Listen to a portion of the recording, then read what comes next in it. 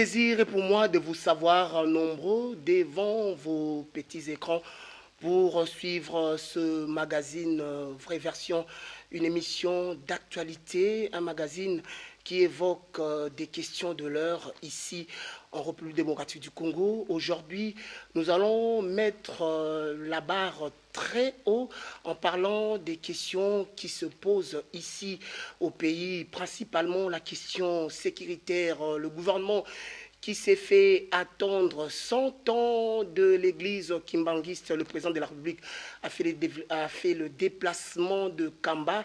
Toutes ces questions et bien d'autres seront épinglées avec notre nouvel invité. Il s'agit bel et bien de Prince Willy Mishiki, le président de l'UNANA, Union nationale des nationalistes, parti qui est membre de l'Union sacrée de la nation. Et autour de ces questions, nous allons en débattre avec le monsieur Prince Willy Mishiki. Bonjour. Bonjour. Comment allez-vous? Je vais très bien. Comment se porte l'UNANA? En tout cas, l'UNANA se porte bien. Comme vous le savez très bien, nous ne sommes pas des partis mallettes, des partis de drapeaux. Notre campagne, c'est une campagne qui se fait de porte à porte. Donc nous sommes très fiers aujourd'hui d'être présents dans 21 provinces sur les 26. C'est vrai, on peut le prouver?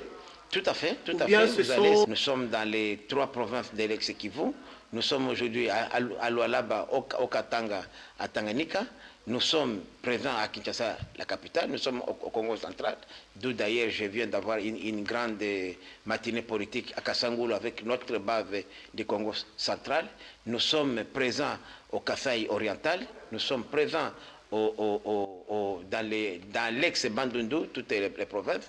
Donc je peux vous dire que nous sommes aussi présents dans l'ex-Équateur, dans toutes les provinces. Donc nous sommes vraiment très bien représentés et ce n'est pas, je vous dis, ce n'est pas facile d'implanter un parti politique dans les nouvelles provinces, puisque les infrastructures ne nous le permettent pas. Ouais. Alors on ne comprend pas, on sent un peu une certaine confusion. Tantôt dans une manifestation, vous arborez l'écharpe de l'FDC.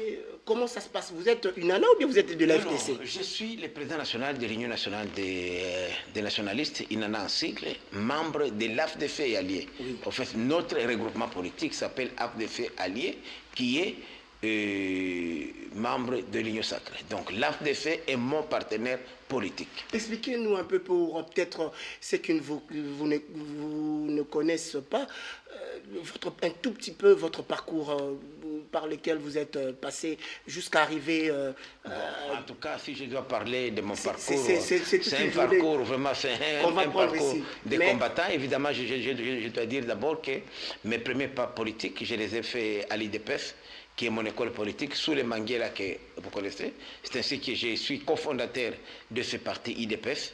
J'ai été même secrétaire général adjoint chargé des questions politiques, administratives, judiciaires, à l'époque où le président Kibas était le président, avec Eliaou Marcel, Mbouakiem, Vincent, Ngaloula Pandagila, Félix Tshisekedi. Ce sont les collègues avec qui j'ai fait la politique normalement, parce que vous savez, je ne suis pas né de la dernière pluie. Et après, maintenant, en évoluant au sein de l'IDPS, je me suis rendu que j'étais plus à droite. C'est comme ça que j'ai quitté le parti IDPS que j'aime bien et que j'ai toujours adoré, puisque c'est le parti qui a fait de moi ce que je suis. J'ai créé mon parti qui s'appelle Union nationale des nationalistes, qui est à droite. Nous sommes des conservateurs. Donc c'est question de convictions politiques.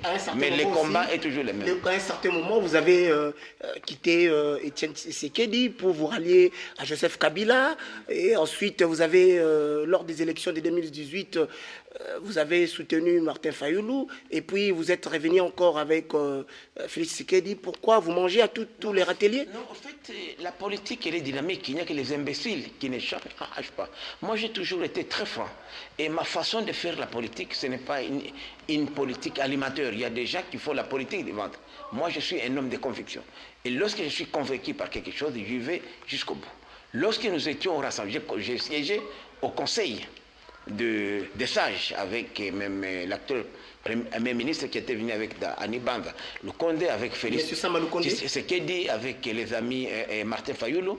Mais lorsqu'on a commencé les dialogues de la cité de l'Union africaine, avec le feu Eden Kodjo, j'ai approché le président Tshisekedi Etienne pour lui dire que non, je suis surpris de constater que la paire que nous avions a été balayée. Donc la constitution n'a pas été revisitée. Et comme ils ont laissé les postes de Premier ministre vacants, il serait mieux que nous, en tant que la première force politique de l'opposition, nous puissions prendre ces postes-là. Sinon, le Vital Kamerhe, les autres les prendraient. J'ai convaincu le président Tshisekedi.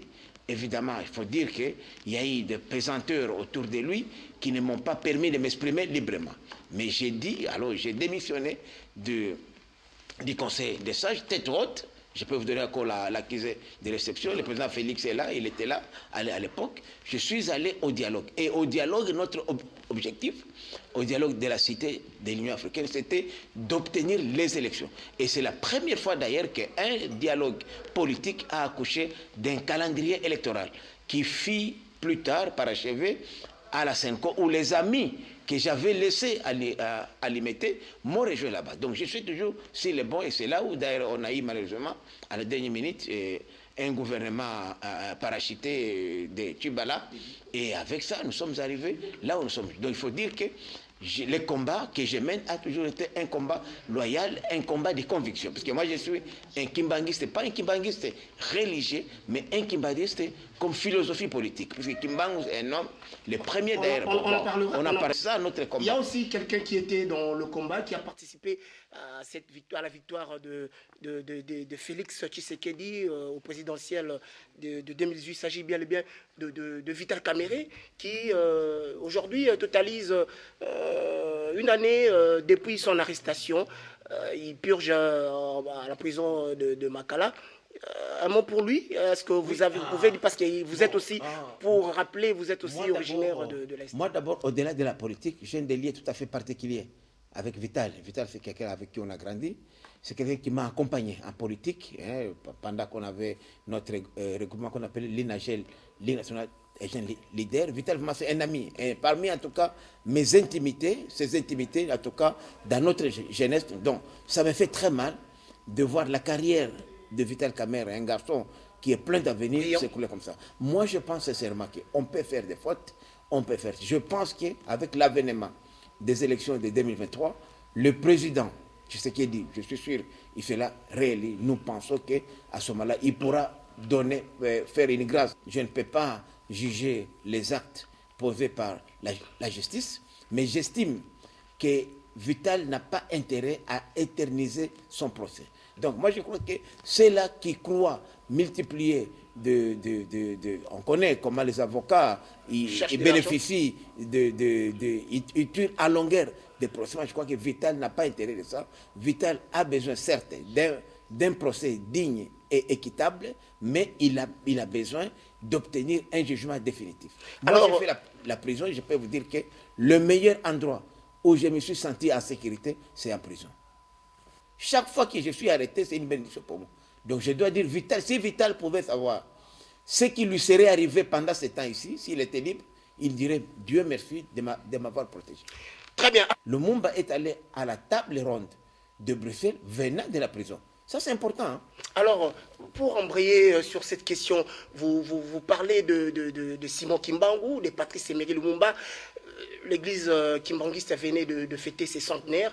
Le président de la République a effectué le déplacement pour Kamba, commémorer cet anniversaire et fêter avec tous les kimbanguistes venus du monde entier. D'abord, la personne de Kimbangu, qu'est-ce que ça vous inspire?